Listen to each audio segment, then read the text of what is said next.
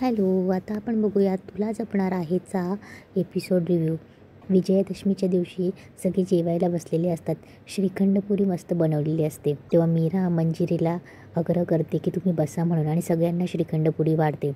तेव्हा वेदा बोलते की आई मला नको ना पुरी, मला फक्त श्रीखंड हवं आहे. तेव्हा मीरा तिला समजवत असते की अगं वेदा, तू श्रीखंडपुरी खाऊन तर बघ किती छान लागते. तेव्हा वेदा बोलते नको ना गं आई, मला फक्त श्रीखंड हवं आहे. तेव्हा मीरा तिला भरवते. तेव्हा वेदाला विचारते की कसं लागतं आहे. तेव्हा वेदा बोलते खूप छान लागतं आहे. तेव्हा अथर्व बोलतो अच्छा, म्हणजे आईने भरवलं म्हणजे झालं, मी नाही भरवायचं. तेव्हा मीरा बोलते वेदाचे बाबा तुम्ही पण भरवा ना. तेव्हा वेदा बोलते मला आईने आणि बाबांनी दोघांनी भरवायला हवं आहे, एक हात आईचा आणि एक हात बाबाचा. तेव्हा अथर्व बोलतो मी तर तुला भरवणारच आहे. तेव्हा अंबिका मीराला काहीतरी खुणवते. तेव्हा मीरा मायाला बोलते की माया ताई, तू घे ना श्रीखंड, तुला नाही आवडलं. तेव्हा माया बोलते छान आहे अगं.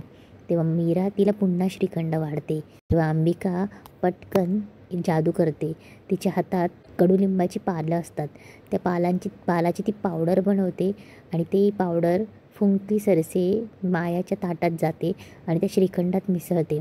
तेव्हा माया श्रीखंड खाते आणि तिला इतकं श्रीखंड कडू लागतं ना, तिला समजतच नसतं की काय करावं. तेव्हा ती मनात बोलते की आत्ता श्रीखंड गोड होतं, एवढ्यात कडू कसं लागायला लागलं. हे सगळं मंजिरीने बघितलेलं असतं.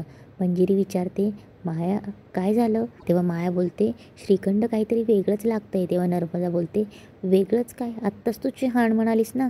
तेव्हा दामोदरही म्हणतो मला तर आवडलं आहे श्रीखंड. तेव्हा अजितही बोलतो की एवढं छान आहे, तुला का नाही आवडलं.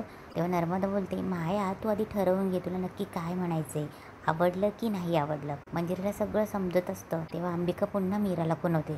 तेव्हा मीरा बोलते मायाताई अगं तू का खात नाही आहेस, खा ना तू. तेव्हा अनन्या बोलते आता वहिनी, आता तू काय वेदासारखं तुझ्या बहिणीला पण भरवणार आहेस की काय. तेव्हा मीरा बोलते का नाही, मला लहानपणी ताई भरवायचीच ना, तसं मी पण भरवेन. तेव्हा मीरा मायाला एक चमचा श्रीखंड भरवते. तेव्हा माया नाही म्हणत असते, पण मीरा जबरदस्ती करून तिला भरवते.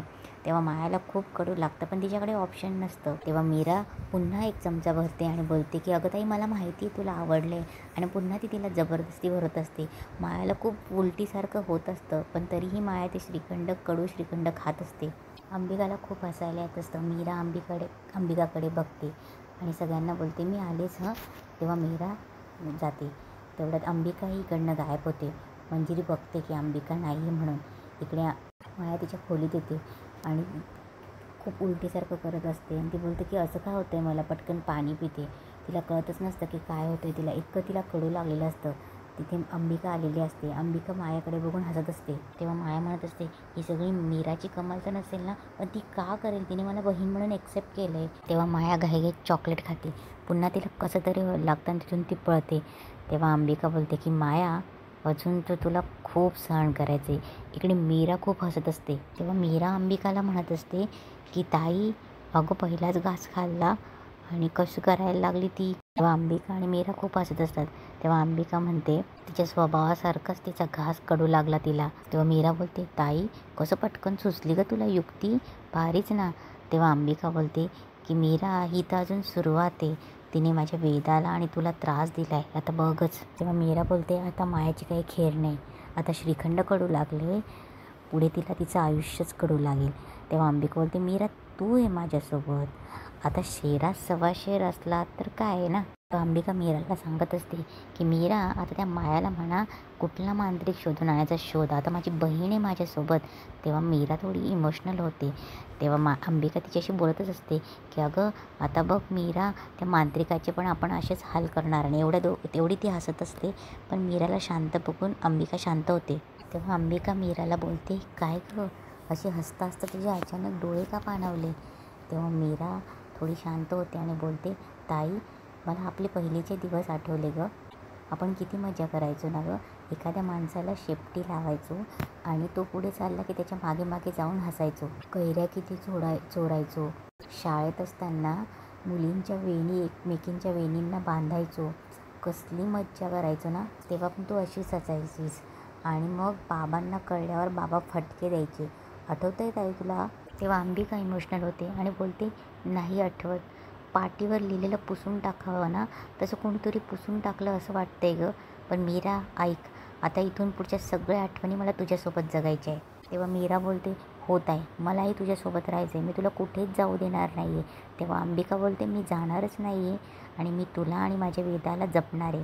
तेव्हा मीरा बोलते, आणि मी तुला जपणार आहे. तेव्हा अंबिका मीराला सांगते, पण ह्या सगळ्यात आपल्याला मायाला विसरायचं नाही आहे. तिने जे केलं आहे ना ते विसरायचं नाही आहे. तेव्हा मीरा बोलते की मला कधी कधी तिचा इतका राग येतो ना ताई, की असं वाटतं ना तिने जे तुझ्यासोबत केलं आहे ना ते तिच्यासोबत करावं. पण तेव्हा अंबिका बोलते, पण तिच्यात आणि आपल्यात फरक काय हे वाटतं ना. हो ना मीरा. पण मीरा, आपल्याला तिला मारायचंच नाही आहे, आपल्याला तिचा इतका छळ करायचा आहे की तिने स्वतःहून इतकं कबूल केलं पाहिजे की ती तुझी बहीण नाही आहे. तेव्हा अंबिका आणि मीरा बोलत असतात तेव्हा तिथे वेदा येते. वेदा बघत असते की मीरा एकटीच काय बडबड करते. तेव्हा मीरा पुढे येते आणि बोलते, तुम्हा दोघी बहिणींचं काय चालू आहे.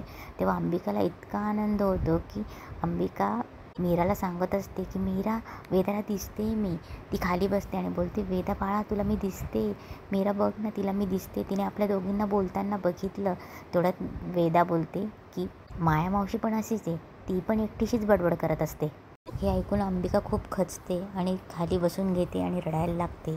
तेव्हा वेदा बोलते, काय तुम्हा दोघी बहिणींचा प्रॉब्लेम, का बडबड करत असतात अशा. तेव्हा मीरा बोलते, वेदा अगं ये, तुझा क्लिप कोणी लावला, ये इकडे बस, कोणी लावला असा क्लिप. तेव्हा वेदा बोलते की आत्या. तेव्हा मीरा अंबिकाकडे बघून रडत असते. मीरा अंबिकाकडे बघून खूप इमोशनल होते आणि वेदाशी बोलत असते की आणि आजकाल तू शाळेतल्या गोष्टीच सांगत नाही मला, कोणी तुझी मैत्रीण कोण आहे. तेव्हा अंबिका मनात बोलत असते, एक क्षण वाटलं होतं की वेदाने मला बघितलं, तिने मला बघितलं असतं तर, पण नाही, नको, तिने मला बघायलाच नको. मी या जगातच नाही हे विसरून ती आता पुढे आली आहे. आत्ता कुठे नॉर्मल होती ती, त्यात मी तिला दिसायला नको. इकडे मायाच्या रूममध्ये मायाला खूप त्रास होत असतो. तेवढ्यात मंजिरा येते आणि विचारते, काय होतं आहे. तेव्हा माया मंजिरीला सांगत असते की मॅडम मला खूप त्रास होतो आहे मॅडम, दुपारपासून मला कसं तरी होतं आहे, मळमळतं आहे मॅडम. मी तुम्हाला सांगते की ती मीरा नक्की काहीतरी करते, ब्लॅक मॅजिक करते. नंतर ते श्रीखंड खरंच कडू लागतो आणि तिने खरंच जबरदस्ती भरवलं मला मॅडम, याच्यातनं मला वाचवा. तेव्हा मंजिरीला खूप राग येत असतो आणि ती बोलते, ती मीरा. तिथे अंबिका प्रकट होते. मंजिरी अंबिकाकडे बघते आणि लगेच टॉपिक चेंज करते आणि बोलते की माया, अगं मीरा तुझी लहान बहीण आहे, सख्खी बहीण आहे, मी तिला ओळखते, ती तुझ्यासोबत असं कधीच नाही करणार. तेव्हा अंबिकाला वाटतं मंजिरीला अंबिकाला कळू द्यायचं नसतं म्हणून मंजिरी असं चेंज करते. तेव्हा मंजिरी पुढच्या पुढेच बोलत असते, मायाला बोलूच देत नसते, कारण की माया काही बोलली तर अंबिकाला कळून जाईल म्हणून. तेव्हा मंजिरी बोलते की ऐक, ती तुझी लहान बहीण आहे, आता तुला कळलं आहे ना, तर तिच्यावर प्रेम करायला शिक ना, ऐक, तू आता काही बोलू नकोस. तेव्हा मंजिरी बोलते, मी तुझं काही ऐकणार नाही, झोप, तू आराम कर. तिला जबरदस्ती पांघरून घालते आणि बोलते, मी कोणाकडे तरी औषध पाठवते. आणि मंजिरी अंबिकाकडे बघून तिथून निघून जाते. तेव्हा इकडे मायाही मनात बोलते की काय झालं या बाईला, हिनं डोक्यातून सटकली, खरं तर हिला ना सायकॅट्रिस्टकडे घेऊन जावं असं वाटतंय. तेव्हा अंबिका मायाशी बोलत असते आणि बोलते, माया, आई म्हणाल्या ना तसं झोप, तू जरा वेळ आराम कर, कारण उद्या तुला मोठं काहीतरी भोगावं लागणार आहे. तेव्हा अंबिका मायाच्या रूममधला अथर्व आणि मायाची पेंडिंगवाला फोटो बघते आणि तिथून जाते. इकडे मंजिरी तिच्या खोलीत येते. तेव्हा मंजिरी खोलीत येऊन बोलते, या मीरा आणि अंबिकापेक्षा या माया, या मुलीचाच जास्त त्रास झाला आहे. मायाच मीराची बहीण, हे नाटक कुठवर चालणार आहे. वरून त्या अंबिकाचा आत्मा पण ह्याच घरात आहे. मार्जरी काहीतरी मार्ग सुचव. तेव्हा मार्जरी बोलते की बाकीचा विचार करू नकोस मंजिरी, फक्त एकच लक्षात ठेव, आत्मा आणि मनुष्य यांची जोडी तोडायची आहे. आणि हे काम करण्यासाठी त्या शिवणातला आधी मारावं लागेल आणि ते काम सोपं नाही आहे. तेव्हा मंजिरी बोलते, मार्जरी ते माहिती मला, पण मी मागे हटणार नाही, त्या शिवणातला मी संपवणार आहे. तेव्हा मंजिरी बोलते, आणि हे काम मी उद्याच हाती घेणार आहे. आणि इथेच आजचा एपिसोड संपतो.